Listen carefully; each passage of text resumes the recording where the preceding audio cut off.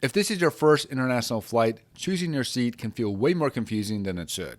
Window, aisle, economy, business, and why do some seats cost more before you even finish booking? In this video, I'm breaking down exactly how the seat selection works, the pros and cons of every seat type, the difference between economy, premium economy, business, and first class, and how to make your first international flight as comfortable as possible, even if you're flying economy. Let's go.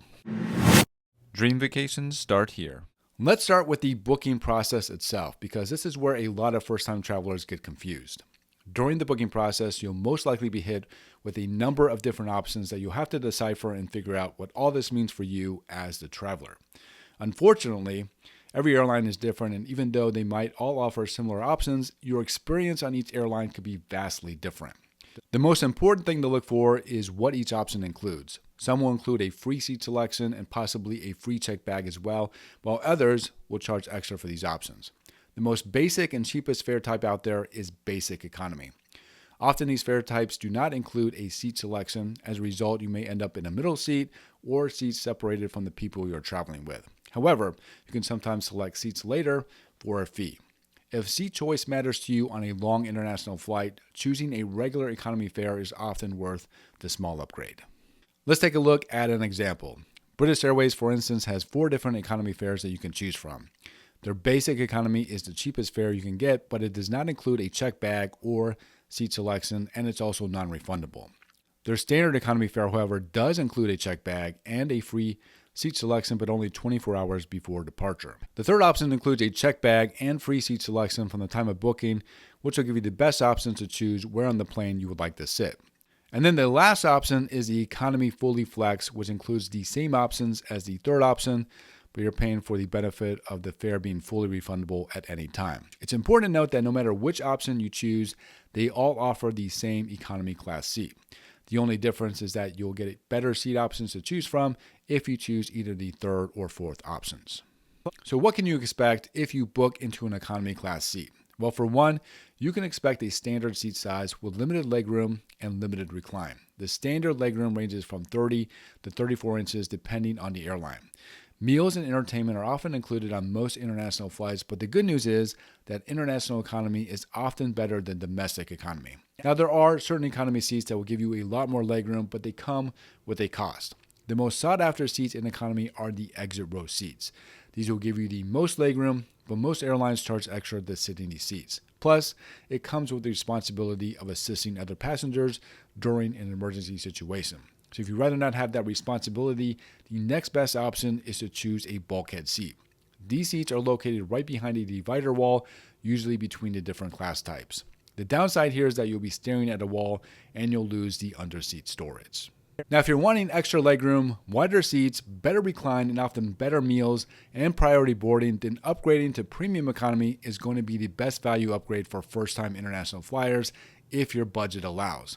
It will also include a free checked bag and sometimes even a second free checked bag, depending on the airline, and some of the best seating and location on the plane, with the seats being towards the front of the plane. For the ultimate comfort on your flight, go with either business or first class seating.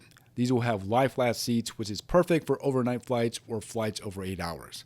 You will also get priority check-in, security and boarding, lounge access, and high-end meals and service. Some of the higher-end airlines even offer private suites for maximum privacy and luxury. The reality is that this kind of experience is not necessary for first-time travelers, but amazing if your budget allows. So now that you know the different classes of seats you can choose from, let's now talk about choosing the best seat for you.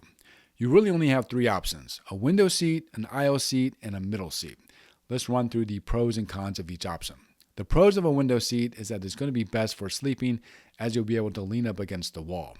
There'll be no one climbing over you, and you'll get to enjoy great views during your flight. The cons, however, is that it'll be harder to get up without disturbing others, and it's really not ideal if you have to use the restroom often. A window seat is really best for nervous flyers and people who want to sleep. The pros of an aisle seat are that you'll have easy bathroom access, more freedom to stretch your legs, and you get to control when you get up. The cons, on the other hand, are that you'll have to get up every time your seatmates need to use the bathroom. People tend to bump into you as they're walking by, and the beverage carts can hit elbows and knees. Aisle seats are going to be best for taller travelers, restless sleepers, and frequent bathroom users. As for the middle seat, well, let's just say try to avoid it if you can. It's going to have the least amount of legroom. You'll have to fight for both armrests, and it's the least comfortable for long flights. If you must take a middle seat, choose one closer to the front of the cabin for faster service and deplaning. A good resource that you can use to help you choose the best seat for your flight is Airlopa. It'll help you avoid the worst seats on the plane, such as seats near the bathroom, which will have a lot more noise, traffic, and not to mention the smells. And last row seats, which typically have limited recline. Then there are window seats that do not actually have a window to look out of, and others that should be avoided too. Another practical thing that you can do is to recheck the available seats after booking, as better seating options may open up due to cancellations. Before I wrap things up, I want to leave you with some practical tips to help you make your international flight more comfortable no matter where you end up sitting.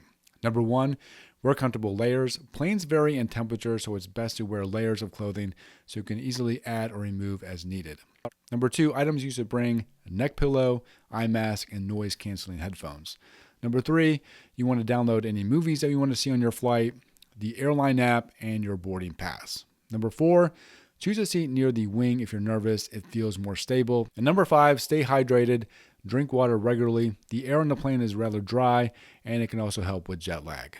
Your seat won't make or break your international trip, but choosing the right one can make a huge difference in how comfortable you feel, especially on your first flight.